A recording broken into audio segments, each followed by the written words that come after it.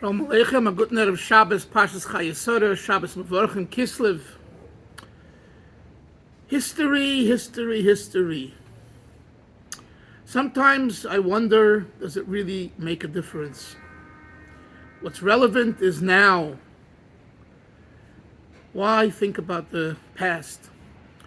So, this week I happened to see a clip that the Chabad organization, GEM, published of a Jew in Crown Heights, I believe Michal Raskin, one of the Raskin brothers, who was raised in Russia under the hardest of times. And he was beardless because to have a beard in Russia under Stalin's regime was dangerous, especially for the Lubavitcher Hasidim. And when he was, I think he said 11 years old, 9 or 10 or 11, when he was a young boy, he saw his father davening in a corner of his house. You can imagine his house was probably a room or two. And he was davening with dveikus, with devotion and connection and heart. And he turns to his son and he says to his son, "Don't be foolish. Grow your beard." At that age, he wasn't growing a beard. He was a little boy. But the father already understood what's coming, and that most teenagers and young adults were beardless, and most people for that matter. So in the middle of his davening, in the middle of his dveikus, in the middle of his devotion, thinking about Hashem, reflecting and meditating, he turns to his little child, his little boy, and he says, "Don't be foolish. Grow a beard." Knowing that it's self-sacrifice and it's dangerous. And the boy said to his father, "Sure." His father. But as the years went on and things were rough and tough, he didn't grow a beard. And he forgot about that little childish conversation that he had so many years ago. But it wasn't until he was about to marry and he asked the Rebbe to officiate, and the Rebbe looked at him. You see on the clip, it goes like this. The Rebbe looked at him. "What's with a beard?"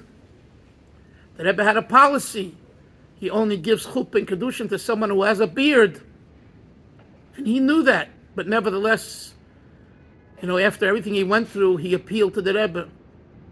And the Rebbe didn't change his policy because other people would say, for him, yes, for me, not, and all of that. And he grew his beard, and then they have a picture of him standing under the chuppah with his beard. And he said that when the Rebbe told him, the Rebbe went like this, the memory came back of his father davening and turning around all of a sudden to him saying, "Grow a beard." In other words, the Rebbe's image in Yechidus in 58 or 59 when he got married, before he married, reminded him and looked like his father telling him that in 1938 or 37, 39, whenever it was. Powerful story. You have to see it yourself. Very powerful. Very powerful. I was born in Crown Heights. And my Bris was on a Shabbos. And the Moil didn't do such a great job. My Bris was before the Farbrengen started. It was a Shabbos Mevorchim.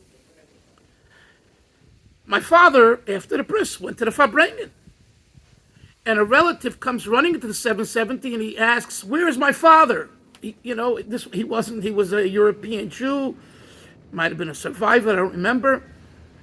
But he's frantic. He's saying, where's my father? And they show him to my father, and he says, "Come, your little boy is bleeding. You have to come home right now." Why am I telling you this? Why am I telling you this? A personal story with me at 8 days old. I'm telling you this because Yiddishkeit, Torah, and Chassidishkeit is engraved in us from conception. The ideals of being a Yid and being a Chassid and being connected isn't something that you create and you form and you intellectualize. Those that used and use that path, it's a very dangerous path, because sometimes it works for you and sometimes it doesn't. And even when it works for you, it doesn't really work for you. And I don't want to take up the time now. Yiddishkeit, Torah, Chassidishkeit is, as we say in Chabad, in the Beiner. Beiner means in the bones, or in English, in your DNA. Whether it's Rebbe Raskin's beard, or Chaim Dalfin's Bris Mila, while the Rebbe's Farbrengen. You understand? In other words, I'm being nurtured with the Rebbe as an 8-day-old baby. My father's at the Farbrengen. And from there he comes to take care of his little boy, his new boy who had a bris. And whether it's you watching, reflecting back on our beginning, our humble beginnings, is so powerful. It's really gewaldig. Really, it is. It's unbelievable. If you could allow the space, if you can allow yourself to go into the space of not thinking and worrying about what others say and what you need to do, but you can just go into a place of purity, a place where there is serenity, a place where really it's gewaldig, it's kedusha, it's holiness. You will come out a different person. And this is so relevant to us today. All of us, including those that are frum, and those that are Hasidic, and those that are Litvish, and those that are Sephardic, and those that are modern Orthodox, it makes no difference what hat and what color yarmulke or no yarmulke you wear. What's important here is the Yesod, the foundation. Chayesara, this week's parsha. Vayu Chayesara, Meir Shanim, Esem Shanim, Sheba Shanim. Rashi says, Kulam Shavim L'Teiva. She was as wonderful at the age of 127 as she was when she was a little child, 7 years old. What does that mean? That means that throughout her lifetime, this nekuda, this point of living with the truth, was her commonality, was her reality, and it went through from the beginning, through the middle, to the end. This is one lesson that we take from Chayesara. You know, you think back, whoa, when I was a child, I was a good boy. When I was a teenager, I really enjoyed studying and learning. And then, unfortunately, life came, and the challenges and the issues. Where am I today?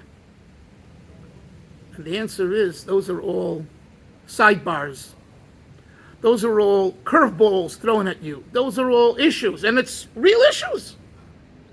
The Alter Rebbe, chapter 26 of Tanya, addresses it.